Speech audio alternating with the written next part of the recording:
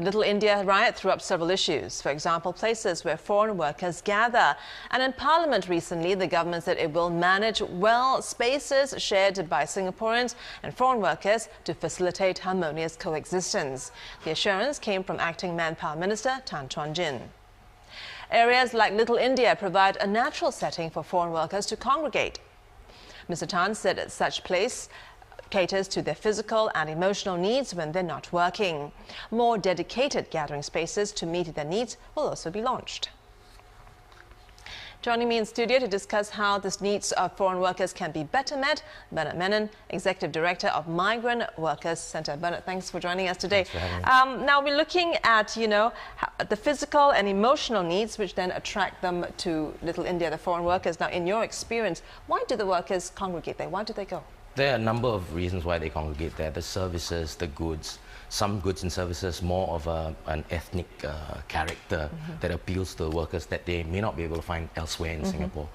But also they meet there to catch up with their friends, possibly people that stay in the same village back home, things like that, to catch up on news from back home or even the lives as they're being led by the workers here. And I think overall, the other thing that congregation areas like Little India offers the workers is the ability for a worker, let's say a Tamil-speaking worker, to be able to move about comfortably just using his national language. Yeah.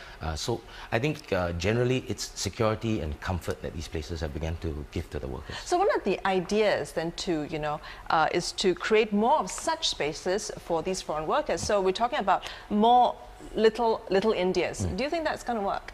I think so long as it's well managed and if it's done, for example, in the last 4 years through the creation of designated recreation centers for workers, I think that's a good idea.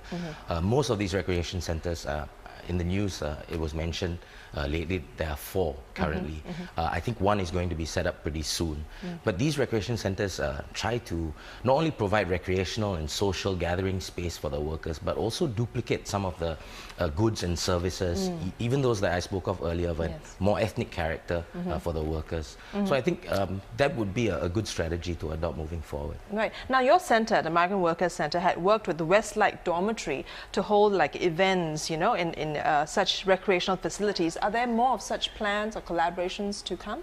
Okay, so we've been around since 2009, and actually right from the start, we identified working through and with dormitory operators as a main channel to outreach to workers when we do our outreach on social integration and also fair employment practices.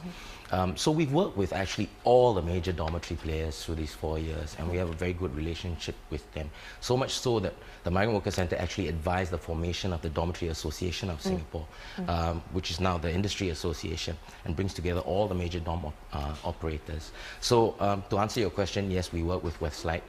This is a key strategy of ours, has always been, and more will come. All right, and some good news on your front. You have a new HQ in Serangoon. Congratulations. And what can we expect from this? Okay, so we've been operating out of Rangoon Road since 2009, a small, I think, 1,200 square feet premises. I think over the 4 years, the demand for MWC services and assistance to workers has risen, so much so that we've more or less outgrown the facilities of our old office.